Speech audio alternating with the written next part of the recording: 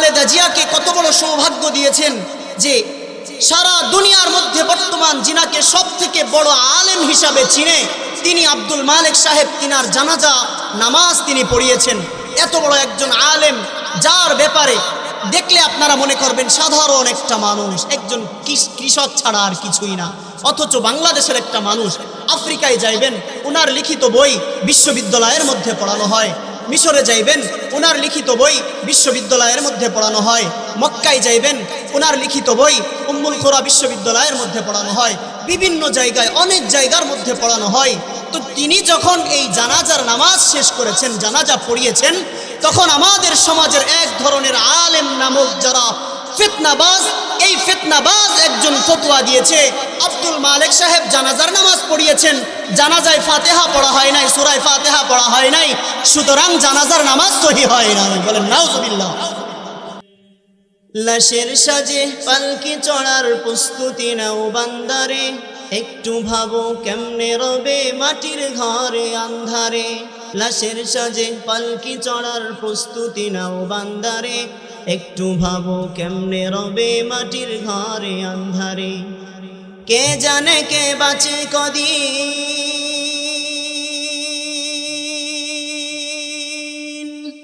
কে জানে কে বাঁচে কদিন, জানা কি যায় আহারে। হয়তো কাফনের কাপড় এসে গেছে বাজারে, তোমার দাফনের কাপড় এসে গেছে বাজারে। হয়তো কাফনের কাপড় এসে গেছে বাজারে, তোমার দাফনের কাপড় এসে গেছে বাজারে। তোমার লাগি মাটির কবর আছে অধীর অপেক্ষায়, বাঁশবাগানে বাঁশের সারি নিত্য দুলে দুলে যায়। তোমার লাগি মাটির কবর আছে অধীর অপেক্ষায়, বাঁশবাগানে বাঁশের সারি নিত্য দুলে দুলে যায়। হচ্ছে তৈরি হয়তো তোমার, হচ্ছে তৈরি হয়তো তোমার আতর লোবান সুরমারে। হয়তো কাফনের কাপড় এসে গেছে বাজারে, তোমার দাফনের কাপড় এসে গেছে বাজারে। হয়তো কাফনের কাপড় এসে গেছে বাজারে, তোমার দাফনের কাপড় এসে গেছে বাজারে। যেই পানিতে গোসল দিবে কুসুম গরম করিয়া, সেই পানি আর বড়ই পাতা আছে তৈরি খাটিয়া। যে পানিতে গোসল দিবে কুসুম গরম করিয়া, সেই পানি আর বড়ই পাতা আছে তৈরি খাটিয়া। আজরাইলকে কবু বন্ধু, আজরাইলকে কবু বন্ধু ফাঁকি দেওয়া যায় না রে। হয়তো কাফনের কাপড় এসে গেছে বাজারে, তোমার দাফনের কাপড় এসে গেছে বাজারে। হয়তো কাফনের কাপড় এসে গেছে বাজারে, তোমার দাফনের কাপড় এসে গেছে বাজারে। আল্লাহর নবী বলেছেন, মাজলিসু ফিকহিন খায়রুম মিন ইবাদাতি 60 সানা।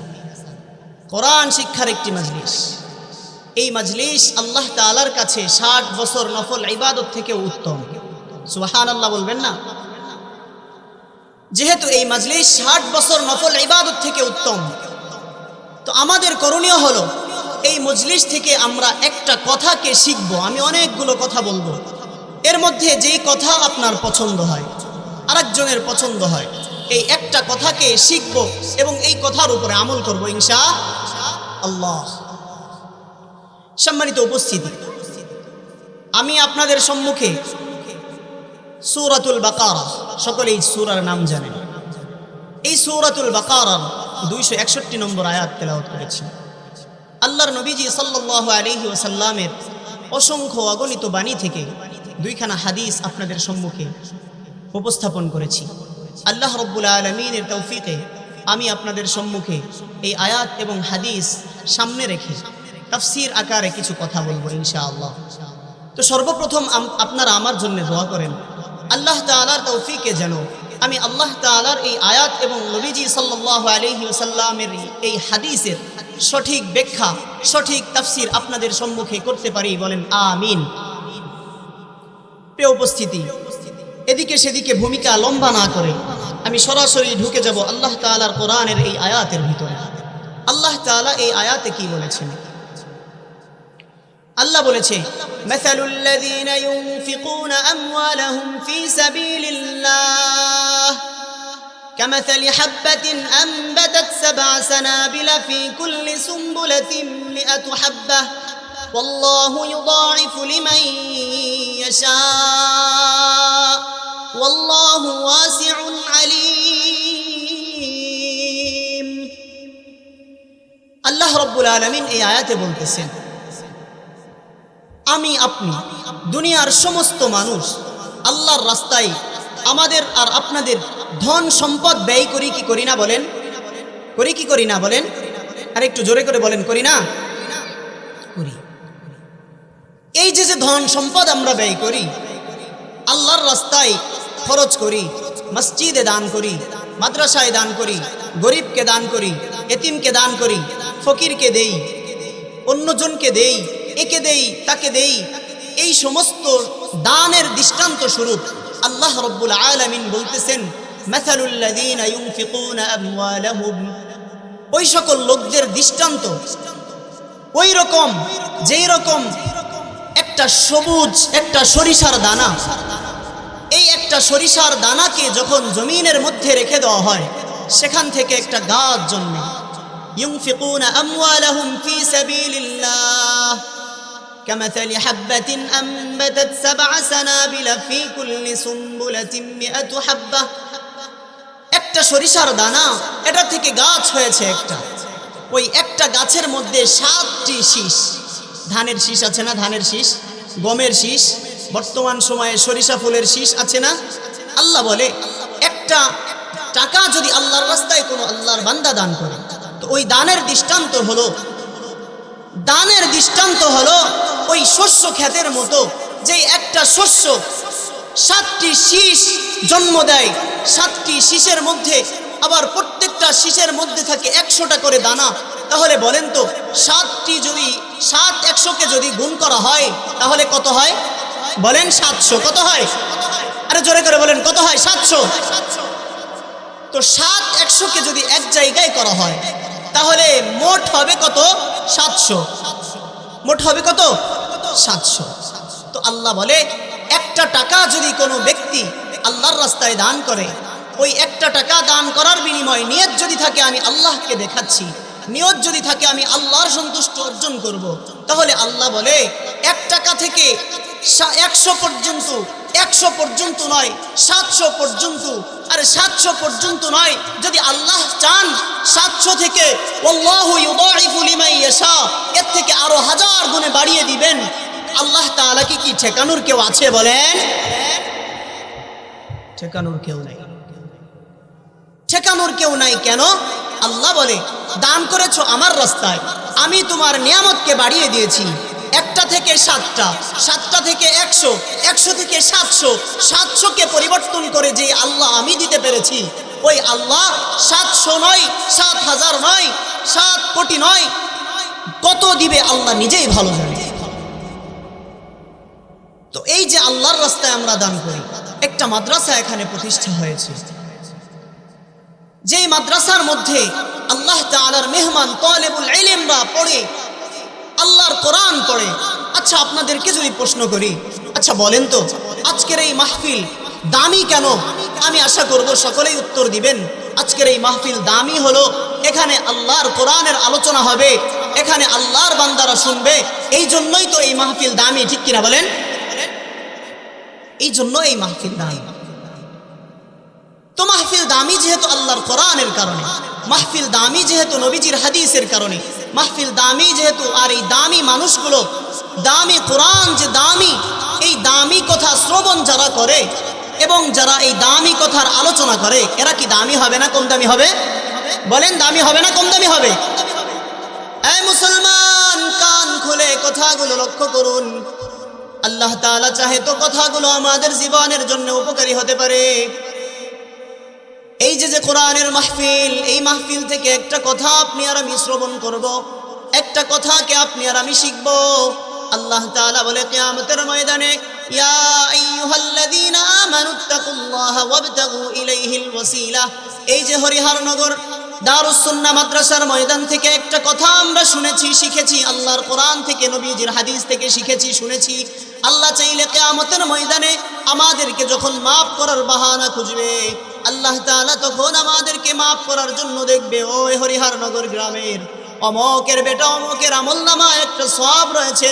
ওই কোরআনের ময়দান থেকে একটা হরফ শিখছিল, একটা মাসআলাকে শিখছিল, যেই মাসআলা শিখার কারণে বান্দার আমলনামায় ওই মাসআলাটা দেখা যায়, বান্দার আমলনামায় একটা ছোট্ট সওয়াব দেখা যায়, নাকি দেখা যায়। আল্লাহ তাআলা বলে, আমি আল্লাহ ওই বান্দাকে এই ওসিলা দিয়ে কিয়ামতের ময়দানে মাফ করে দেব। চিৎকার মেরে বলেন সুবহানাল্লাহ, আর জোরে করে বলেন সুবহানাল্লাহ। সুবহান আল্লাহর ফায়দা কি? সুবহান আল্লাহর ফায়দা হলো, আল্লাহর নবী বলেছেন, যেই ব্যক্তি একবার সুবহান আল্লাহ বলে, আমাদেরকে যে আল্লাহ জান্নাত দিবে, ওই জান্নাতটা খুব ফাঁকা ময়দান। আল্লাহর নবী বলে, দুনিয়ার থেকে ওই জান্নাতের ময়দানের মধ্যে গাছ রোপণ করার একটা পদ্ধতি হলো, আল্লাহর বান্দা সুবহান আল্লাহ পড়বে, জান্নাতের মধ্যে একটা গাছ লাগানো হয়ে যাবে। বলেন সুবহান আল্লাহ। আবার একবার সুবহান আল্লাহ বলবে, ওই জান্নাতের মধ্যে একটা গাছ লাগানো হয়ে যাবে। আরে ভাইয়েরা আমার, আল্লাহ যেই জান্নাতের মধ্যে গাছ লাগাবেন, ওই গাছের দূরত্ব কত বড় হবে, একটা ডালের দূরত্ব কত বড় হবে। দুনিয়ার ময়দানে যদি একটা শক্তিশালী ঘোড়াকে যদি 500 বছর পর্যন্ত দাপড়ানো হয়, আল্লাহর নবী বলে, ওই 500 বছর দৌড়ানোর পরেও জান্নাতের একটা গাছের একটা শাখা শেষ করতে পারবেন না। বলেন সুবহানাল্লাহ। তাহলে সুবহানাল্লাহর ফজিলত আছে না নাই? আমরা অল্প মানুষ বিদায় ভয় করার কোনো কারণ নেই, কারণ বদরের ময়দানে মুসলমান ছিল মাত্র 313, কাফের ছিল 1000, বিজয় হয়েছে মুসলমানদের কম সংখ্যা যারা ছিল তাদের। উহুদের ময়দানে কাফের ছিল 3000, মুসলমান ছিল মাত্র 1000। প্রাথমিক পর্যায়ে বিজয় মুসলমানদেরই হয়েছিল। সুতরাং দুনিয়ার জমিনে মানুষ দেখবেন অনেক হাজার হাজার মুসলমান, বাবা মুসলমান ছিল, সেই ওয়ারিস সূত্রে আমিও মুসলমান, দাদা মুসলমান ছিল, সেই ওয়ারিস সূত্রে আমিও মুসলমান, কিন্তু কোরআন শোনার মুসলমান খুব কমই পাওয়া যায়। কথা বলেন ঠিক কিনা? এজন্য মানুষ আমরা অল্প হলেও আওয়াজ দিব, গর্জন দিব, এমন গর্জন যেই গর্জনে মনে হবে এই ময়দানে একটা একটা মানুষ 100 মানুষের ভূমিকা পালন করছে। চিৎকার মেরে বলেন ঠিক কিনা? এই তো আওয়াজ আসতেছে, ইনশাআল্লাহ মানুষ এসে যাবে, মানুষ আসবে। আপনারা জানেন আমার পরে নন্দিত মুফাসসির মুফতি ইমরান আল মাহমুদ সাহেব আসবেন, তিনার আগে ইনশাআল্লাহ প্যান্ডেল ভরে যাবে। তো আমরা আলোচনা করতেছিলাম যে দুনিয়ার জমিনে একটা টাকা আল্লাহর রাস্তায় ব্যয় করলে, এই টাকার যে বিনিময় সব, এই সবকে আল্লাহ তাআলা বাড়াইতে বাড়াইতে 700 গুণ পর্যন্ত করে দিতে পারে। আবার আমরা একটা নেকি যদি করে থাকি কোনো গোপনে গিয়ে, আল্লাহর নবী বলে, ওই গোপনে গিয়ে একটা নেকি করার কারণে আল্লাহ তাআলা কিয়ামতের ময়দানে যখন মানুষকে মাফ করার জন্য ওসিলা খুঁজবে, তখন দেখবে বান্দার আমলনামায় একটা গোপন আমল রয়েছে, একটা গোপন আমল রয়েছে। এই একটা গোপন আমলের কারণে ওই কিয়ামতের কঠিন ময়দানে আল্লাহ তাআলা আপনাদেরকে আর আমাদেরকে মাফ করে দিবে। আবার বলেন সুবহানাল্লাহ। এবার আমরা বুঝবো কিভাবে যে আমি একটা টাকা যে আল্লাহর রাস্তায় দান করেছি, আমার এই একটা টাকার সব, আমি যে একটা টাকা আল্লাহর রাস্তায় দান করেছিলাম গোপনে, ফেরেশতারা কি আমার এই আমল দেখেছিল? আল্লাহর কাছে কি আমার এই আমল আছে? তো আল্লাহ নিজেই বলে দেয়, ওয়াউদিআল কিতাবু ফাতারাল মুজরিমিনা মুশফিকিনা মিম্মা ফীহি ওয়ায়াকুলুনা ইয়া ওয়াইলাতানা মা লিহাদাল কিতাব لا يغادر صغيرة ولا كبيرة إلا أحصاها ووجدوا ما عملوا حاضرا ولا يظلم ربك أحدا। আল্লাহ তাআলা বলে, কিয়ামতের ময়দানে, হাসরের ময়দানে, বিপদের সময় যখন আমি আল্লাহ তাআলা প্রত্যেকটা মানুষের হাতে হাতে আমলনামা পৌঁছে দিব, সেই দিন অপরাধী যারা, মুজরিমিন যারা, এরা এদের আমলনামাগুলো খুলে খুলে দেখবে। আমলনামাগুলো খুলে খুলে দেখার পরে বলবে ওয়ায়াকুলুনা ইয়া ওয়াইলাতানা মা লিহাদাল কিতাব, চিৎকার মেরে মেরে বলবে মা লিহাদাল কিতাব, এটা কেমন আমলনামা, এটা কেমন কিতাব, যেই কিতাবের মধ্যে আমার জীবনের সামান্যতম ক্ষুদ্র একটা আমলও ছেড়ে দেয় নাই। ওই রাতের বেলা অন্ধকারের মধ্যে অমুকের গাছ থেকে একটা আম চুরি করে খেয়েছিলাম, দেখি ফেরেশতারা ওই চুরি করে খাওয়ার গুনাহটাও আমার আমলনামার মধ্যে লিখে দিয়েছেন। আবার রাত্রে বেলা মসজিদের পাশ দিয়ে, রাস্তার পাশ দিয়ে হেঁটে যাওয়ার সময় দেখেছিলাম মসজিদের দান বাক্স। আমি ওই মসজিদের দান বাক্সের ভিতরে একটা টাকা দান করেছিলাম। আহারে কেমন আমলনামা, ওই একটা টাকা আমি দান করেছি, আমার সাথে কেউ ছিল না, কেউ ছিল না, দুনিয়ার কোনো মানুষ আমার সাথে ছিল না। এমনকি আমি যখন ওই মসজিদের দান বাক্সের ভিতরে একটা টাকা ঢুকাইয়া দিয়েছি, আমি নিজেও অতটা জানতাম না কিভাবে আমি ওই বাক্সের ভিতরে টাকা ঢুকাইয়া দিলাম। আরে দেখি আমার ওই একটা টাকা দানের সওয়াব আল্লাহ আমার আমলনামার মধ্যে উঠাইয়া দিয়েছে। বলেন সুবহানাল্লাহ। এজন্য এমন আল্লাহকে আমরা পেয়েছি, দুনিয়ার সকল মানুষে পেয়েছে, যেই আল্লাহ বলে আমি আল্লাহ ওয়ালা ইউজলিমু রাব্বুকা আহাদা। এমনও হবে না যে আমি আমল করেছি, আমি নামাজ পড়েছি, আমার নামাজের সওয়াব আমার আমলনামার ভিতরে নাই। এমনও হবে না আমি 1000 টাকা আল্লাহর রাস্তায় দান করেছিলাম, আমার ওই টাকার সওয়াব আমার আমলনামার ভিতরে নাই। এমনও হবে না যে আমি একটা ভালো কথা মানুষকে বলেছিলাম, যেই ভালো কথার সওয়াব আমার আমলনামার ভিতরে নাই। এমন হবে না।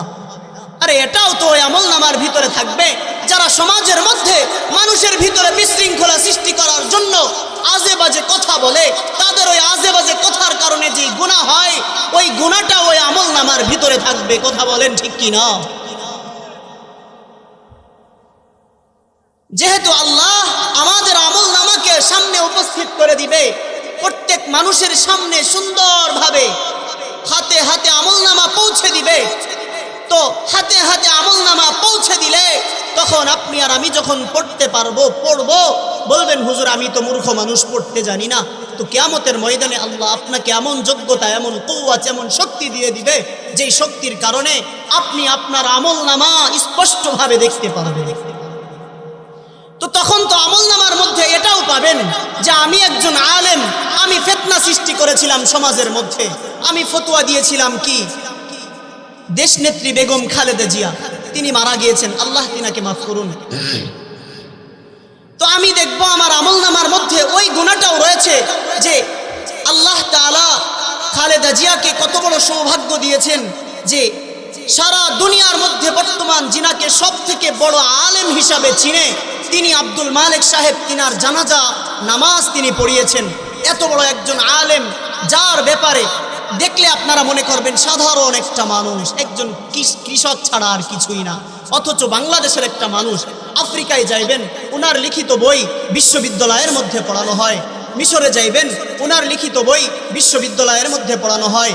মক্কায় যাইবেন, ওনার লিখিত বই উম্মুল কুরা বিশ্ববিদ্যালয়ের মধ্যে পড়ানো হয়। বিভিন্ন জায়গায়, অনেক জায়গার মধ্যে পড়ানো হয়।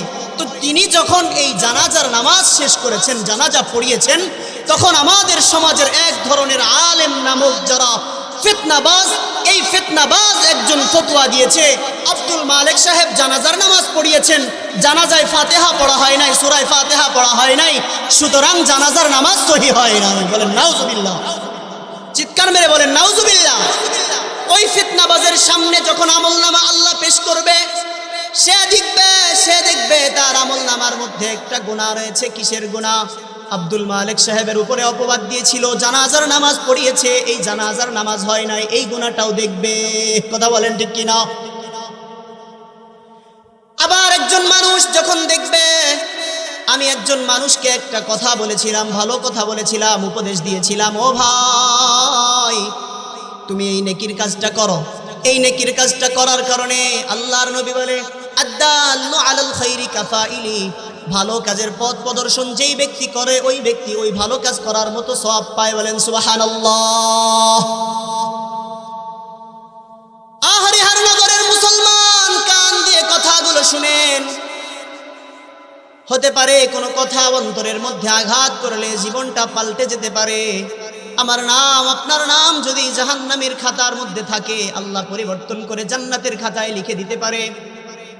তো আল্লাহ বলেছে আল্লাহর রাস্তায় দান করার ফজিলত কি? একটা শস্য যদি আল্লাহর রাস্তায় দান করা হয়, ওই শস্যটা জমিনের মধ্যে ফেলে দিলে যদি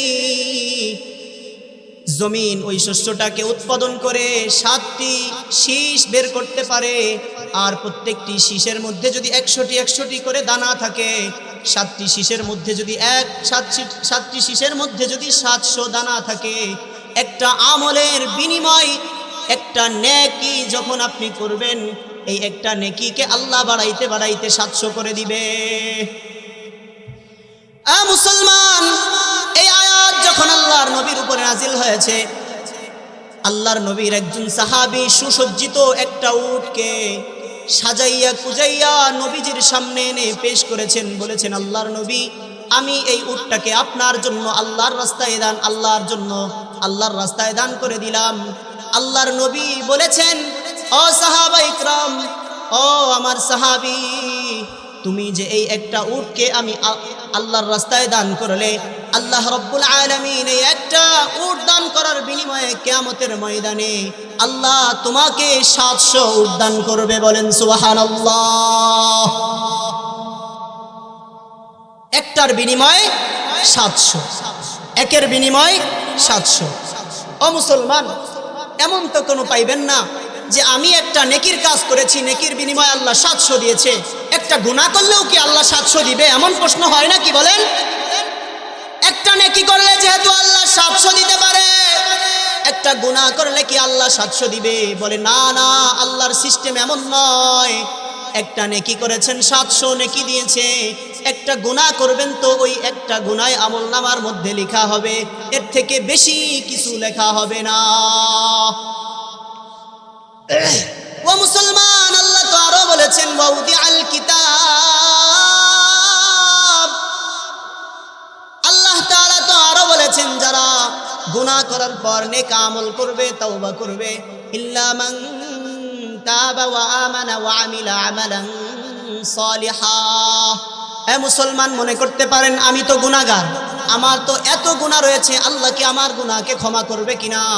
আরে কান খুলে শুনে নেন হরিহরনগরের মুসলমান, যদি অন্তর থেকে তওবা করতে পারেন, আল্লাহ তাআলা বলে, ইল্লা মান তাবা ওয়া আমানা ওয়া আমিলা আমালান সালিহা ফাউলাইকা ইউবাদদিলুল্লাহু সাইয়্যাতিহিম হাসানাত। করার পর সে নিজে তওবা করেছে, তওবা করার পর সৎ কাজ করে, আমলে সালেহ করে, আল্লাহ রব্বুল আলামিন বলে, ওর ওই তওবা করার কারণে বান্দা যদি 80 বছর পর্যন্ত গুনাহ করেছে, এই 80 বছর পরে সে অন্তরের মধ্যে ধাক্কা লেগেছে, ধাক্কা লাগার পর তওবা করেছে, আল্লাহ বলে তওবা করার সঙ্গে সঙ্গে ওই বান্দা যে 80 বছরে মনে করেন 80 কোটি গুনাহ কামিয়েছিল, এক মন্তরে আল্লাহ 80 কোটি গুনাহকে মাফ করে দিয়ে 80 কোটি নেকি দ্বারা পরিপূর্ণ করে দিতে পারে।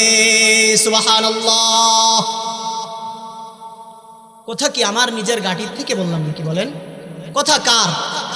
বলেন কথা কার? চিৎকার মেরে বলেন কথা কার? এই কথা আল্লাহ। বলবেন যে আল্লাহ এত দয়ালু কেন? আল্লাহ তো বান্দার উপরে দয়ালুই হবে, আর দয়ালু হবেনই না কেন? আল্লাহ বলে, আমি আল্লাহ আসমান সৃষ্টি করেছি, কোন বলেছি হে আসমান হও, ফায়াকুন হয়ে গেছে। আমি আল্লাহ ফেরেশতা সৃষ্টি করেছি, কোন বলেছি হও, ফায়াকুন হয়ে গেছে। আমি আল্লাহ লৌহ কলম সৃষ্টি করেছি, কোন বলেছি হও, হয়ে গিয়েছে। আমি আল্লাহ সব কিছু সৃষ্টি করেছি কোন আর ফায়াকুন বলে। আর মানুষ, তোমাকে আমি আল্লাহ যদি ইচ্ছা করতাম কোন আর ফায়াকুন বলে সৃষ্টি করতে পারতাম, কিন্তু কোন আর ফায়াকুন বলে তোমাকে সৃষ্টি করি নাই। আল্লাহ বলে, আমি আল্লাহ তোমাকে নিজ হাতে সৃষ্টি করেছি। বলেন সুবহানাল্লাহ। আল্লাহ নিজ হাতে আপনাকে আর আমাকে সৃষ্টি করেছে। এজন্যই তো আল্লাহ বলে, বান্দা গুনাহ করেছো 80 বছর, বান্দা গুনাহ করেছো 70 বছর, বান্দা গুনাহ করেছো 100 বছর, তাওবা করেছো মাত্র একদিন, তাওবা করেছো মাত্র 1 মিনিটে, এমন তাওবা করেছো তাওবাতান নাসুহা, খাস তাওবা, যেই তাওবার পরে আর জীবনে গুনাহ করো নাই। আমি আল্লাহ এই তওবা করার কারণে তোমার আমলনামায় 60 বছর নয়, 80 বছর নয়, 100 বছরের সব গুনাহকে মাফ করে এই গুনার জায়গা তো খালি হয়ে গিয়েছে। তো খালি জায়গা কি আমি আল্লাহ তোমাকে ফেরত দিব না? আমি আল্লাহ তোমাকে খালি জায়গা ফেরত দিব না। তোমার এই খালি গুনার জায়গাগুলোকে আমি আল্লাহ নেকি দ্বারা পরিপূর্ণ করে দিলাম। চিৎকার মেরে বলেন সুবহানাল্লাহ। আল্লাহ বলে, কেন আমি আল্লাহ তোমার নেকি গুনার জায়গাটাকে নেকি দ্বারা পরিপূর্ণ করে দিলাম, গুনার জায়গাকে নেকি দ্বারা পরিপূর্ণ করে দিলাম। আল্লাহ বলে, ও বান্দা, আসমান জমিন লৌহ কলম আরশ কুরসি সমস্ত কিছু সৃষ্টি করেছি কুন আর ফায়াকুন বলে। তুমি মানুষ, আমি তোমাকে সৃষ্টি করেছি আমি আল্লাহ নিজের হাতে। এই আল্লাহ নিজের হাতে সৃষ্টি করার কারণে আর আল্লাহকে যদি প্রশ্ন করেন, আল্লাহ এত গুনাহ করলাম, এত তোমার নাফরমানি করলাম, এত রিজিক তারপরেও আমাকে দিচ্ছ, তো আমি কিভাবে তোমার রিজিকের যোগ্য?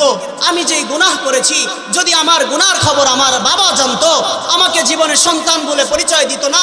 আমার গুনার খবর যদি আমার মা জানতো, আমার মতো সন্তানকে গর্বে রাখার কারণে সে আমাকে ঘৃণা করত। আমার মতো আমি যেই গুনাহ করেছি, আমার গুনার খবর যদি আমার সন্তান জানতো, জীবনে বাবা বলে ডাক দিত না। আমি যেই গুনাহ করেছি, গুনার সংবাদ যদি আমার স্ত্রী জানতো, কোনোদিন আমার স্ত্রীর স্বামী বলে পরিচয় দিত না। আমি আল্লাহ তোমার সমস্ত গুনাহকে গোপন রেখে দিয়েছি। আর এই গোপন রেখেছি কেন? যাতে আমি আল্লাহ গোপন রেখেছি, আমি আল্লাহ গোপনে আবার নিজেই মাফ করে দিতে পারি। এজন্যে আল্লাহ তাআলা আমাদের সব গুনাহকে মিটাইয়া, আমাদের সব গুনাহকে, ওই গুনার জায়গাগুলোকে নেকি দ্বারা পরিপূর্ণ করে দিবেন। আপনারা ঘটনা শুনেছেন, একজন মূর্তি পূজক, একজন অগ্নি পূজক, মূর্তি পূজক, যে 30 বছর পর্যন্ত একটা মূর্তির সামনে গিয়ে সনাম সনাম সনাম বলে ডেকেছে। 30 বছরের ভিতরে কোনোদিন মূর্তিটা ডাকের জবাব দেয় নাই। একদিন ওই বান্দার ইচ্ছা ছিল না, বলে ডাক দিয়ে ফেলেছে আল্লাহ, বলে সনাম বলে ডাক দিতে গিয়ে সমাদ বলে ডাক দিয়ে ফেলেছে। সনামের শাব্দিক অর্থ হচ্ছে মূর্তি, আর সমাদের শাব্দিক অর্থ হচ্ছে আল্লাহ তাআলার একটি সিফাতি নাম। এই সিফাতি নাম ধরে ডাক দেওয়ার কারণে সাথে সাথে আল্লাহ ওই বান্দার ডাকে হাজির, ডাকে সাড়া দিয়ে বলেছে, লাব্বাইক ইয়া আবদি, কেন আমাকে স্মরণ করছো?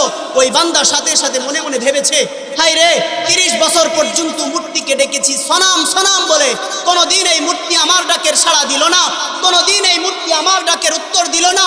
আজকে আমার মুখ থেকে ভুলে বের হয়ে গেল সমাদ। সাথে সাথে শুনি আল্লাহ জবাব দিয়েছে, লাব্বাইক ইয়া আবদি, হে আমার বান্দা, আমি আল্লাহ তো তোমার সামনে উপস্থিত। এমন আল্লাহকে আমরা পেয়েছি। গুনাহ করলাম 80 বছর, তওবা করলাম 1 মিনিটে, তওবা করলাম 1 মিনিটে তওবা করার কারণে আল্লাহ রাব্বুল আলামিন 80 বছরের গুনাহকে 80 বছরের নেকি দ্বারা পরিপূর্ণ করে দিলেন। আর আগেই হাদিস পড়েছিলাম, মাজলিসু ফিকহিন খায়রুম মিন ইবাদাতি 60 সানা। ইলমের একটা মজলিস, কোরআনের একটা মজলিস আল্লাহর কাছে 60 বছর নফল ইবাদত করা থেকে উত্তম। আর এটাই বা কেন হবে না, যদি এই বান্দা এই মজলিস থেকে একটা কথা শিক্ষা করতে পারে, একটা কথা শিক্ষা করে যদি এই কথার উপর আমল করতে পারে। আল্লাহর নবী বলে, 60 বছর যে নফল ইবাদত করেছো, 60 বছর নফল ইবাদত করার সওয়াব আমি আল্লাহর কাছে যত পছন্দনীয় না হবে, তার থেকে বেশি পছন্দনীয় হবে একটা মাসআলা শিখার ব্যাপারে। বলেন সুবহানাল্লাহ।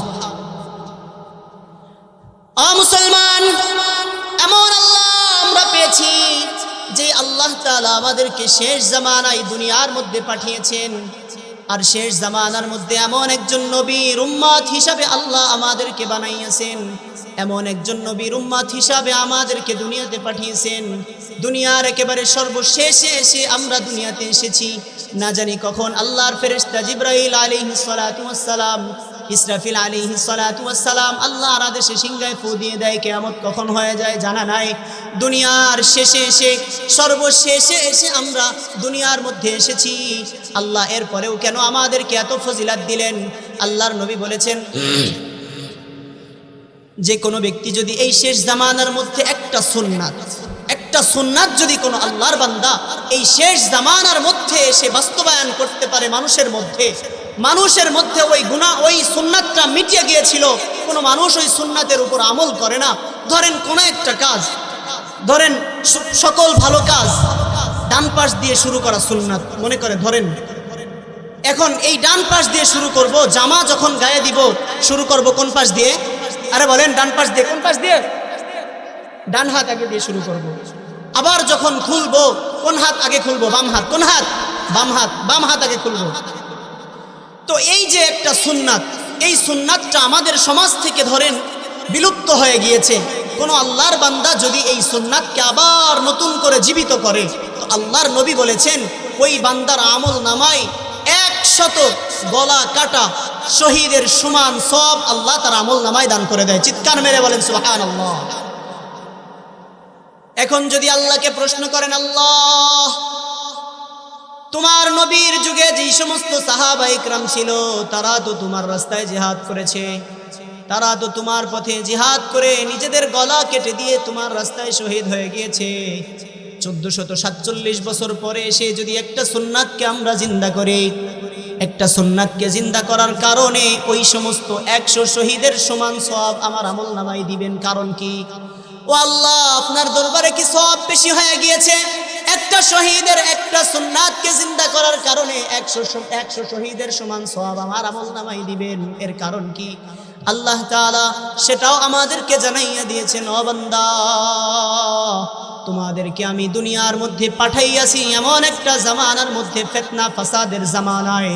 এই ফিতনা ফাসাদের জামানায় আল্লাহর নবী বলেছে মানুষগুলো সকালবেলা বাড়ি থেকে ঈমানদার হয়ে বের হবে, সন্ধ্যাবেলায় যখন বাড়িতে ফিরে আসবে ঈমান হারা হইয়া কাফের হইয়া বাড়িতে ফিরে আসবে।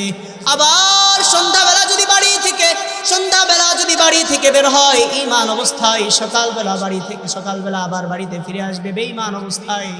এই এমন একটা জামানা বর্তমান সময়ে চলছে কি চলছে না? জোরে করে বলেন, চলছে কি চলছে না? এমন একটা সময় চলছে মানুষের মধ্যে আমানতদারিতা তো দূরের কথা, মানুষের ওয়াদাই ঠিক নাই। মানুষ মুনাফিক হয়ে যাচ্ছে ক্ষণে ক্ষণে, মানুষ ঈমান হারা হয়ে যাচ্ছে ক্ষণে ক্ষণে, আবার ক্ষণে ক্ষণে ঈমান আনতেছে। সুতরাং ও মুসলমান, আল্লাহ তাআলা নিজে বলেছেন আল্লাযীনা তাতাওয়াফাহুমুল মালাইকাতু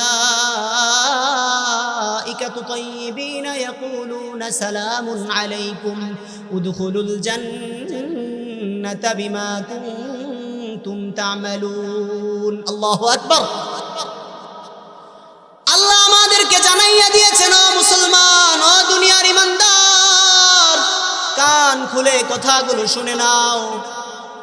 আল্লাহ তাআলা আমাদেরকে জানাইয়া দিয়েছেন যে আল্লাহর বান্দা নিজের উপর, যে আল্লাহর বান্দা মৃত্যু হয়েছে, আল্লাহর বান্দার মৃত্যু হয়েছে এমন অবস্থায় তাতাওয়াফাহুমুল মালাইকাতু তাইয়্যিবিন, ফেরেশতারা ওই ব্যক্তির জান নিয়েছে। ওই ব্যক্তি পবিত্র অবস্থায় ছিল। পবিত্রর অর্থ হলো ওই বান্দা, পবিত্রর অর্থ হলো নিজের জীবনে শিরক করে নাই, বেদাত করে নাই, কুফর করে নাই, গুনার কাজ করে নাই। যদিও গুনার কাজ করেছে, আল্লাহর নবীর হাদিস মোতাবেক গুনাহ করার পর সাথে সাথে আবার তওবা করেছে। আল্লাহ বলে ইয়াদখুলুনা আল্লাযীনা তাতাওয়াফাহুমুল মালাইকাতু তাইয়্যিবিনা ইয়াকুলুন সালামুন আলাইকুম উদখুলুল জান্নাতা বিমা কুনতুম তা'মালুন। আরে বান্দা, আমার আর আপনার রূহটা যদি আমি আর আপনি পবিত্র অবস্থায়, মানে সাচ্চা মুসলমান, পরিপূর্ণ মুসলমান হওয়ার পরে যদি ফেরেশতারা আমার আর আপনার জানটাকে বের করে নিয়ে যায়, আল্লাহ বলে যখন তোমার জান বের হয়ে যাবে, বের হওয়ার পর ফেরেশতারা তোমাকে সালাম দিবে, সালাম সালাম। ইয়াকুলুনা সালামুন আলাইকুম, আল্লাহর রহমত, আল্লাহর শান্তি তোমাদের উপর বর্ষিত হোক। এই কথা বলে ফেরেশতারা আপনাকে আর আমাকে জানাবে, ফেরেশতারা আপনাকে আর আমাকে সালাম দিবে। এরপরে আমাকে আর আপনাকে বলবে উদখুলুল জান্নাতা বিমা কুনতুম তা'মালুন। হে মুসলমান, দুনিয়াতে যে আমল করেছিলে, দুনিয়াতে যে ইবাদত করেছিলে, এই ইবাদতের বিনিময়ে জান্নাতের মধ্যে প্রবেশ করো। বলেন সুবহানাল্লাহ। ও মুসলমান, আল্লাযীনা তাতাওয়াফাহুমুল মালাইকাতু তাইয়্যিবিন ইয়াকুলুনা সালামুন আলাইকুম উদখুলুল জান্নাতা বিমা কুনতুম তা'মালুন। মুসলমানের জান যদি আল্লাহ তাআলা পবিত্র আল্লাহর ফেরেশতারা পবিত্র অবস্থায় নিয়ে নেয়, পবিত্র অবস্থায় নেওয়ার কারণে আল্লাহর ফেরেশতারা ওই ব্যক্তিকে সালাম দিবে, সালাম দিয়ে ওই ব্যক্তিকে বলবে উদখুলুল জান্নাতা বিমা কুনতুম তা'মালুন, যে আমল তোমরা করতে আমি আল্লাহর সাথে শিরিক করো নাই কাউকে, আমি আল্লাহ তোমাদেরকে যেই বিধান দিয়েছিলাম এই বিধানের উপর আমল করেছিলে, এই বিধানের উপর আমল করার কারণে তোমরা জান্নাতের মধ্যে প্রবেশ করো। আর এই জান্নাতের মধ্যে প্রবেশ করেই ক্ষান্ত না, চিরস্থায়ীভাবে এই জান্নাতের ভিতরে তোমরা বসবাস করো। বলেন সুবহানাল্লাহ। প্রিয় উপস্থিতি, আপনারা দেখছেন নন্দিত মুফাসসির মুফতি ইমরান আল মাহমুদ সাহেব হুজুর চলে এসেছেন। আমি হুজুরকে বসিয়ে রেখে কষ্ট দিব না, হুজুর আপনাদের সম্মুখে গুরুত্বপূর্ণ নসিহাত পেশ করবে। এজন্য আমি যেই কথাগুলো বলেছি, আমার কথার মধ্যে যদি কোনো ভুল হয় সর্বপ্রথম আল্লাহ তাআলার কাছে ক্ষমা চাচ্ছি। আপনারা যদি আমার কথায় কষ্ট পেয়ে থাকেন বা কারো খারাপ লেগে থাকে, আল্লাহর হস্তে আল্লাহর জন্য আমাকে ক্ষমা করবেন আর আমার জন্য দোয়া করবেন আল্লাহ তাআলা যেন আমাকেও তাদের মতো যারা দুনিয়ার বুকে আল্লাহর দ্বীনের সিপাহী ছিলেন, দ্বীনের একজন খাদেম হিসাবে আল্লাহ তাআলা আমাকে কবুল করেন। এজন্য আপনাদের সকলের কাছে দোয়া চাই। ওমা আলাইনা ইল্লাল বালাগ। আসসালামু আলাইকুম ওয়া রাহমাতুল্লাহ।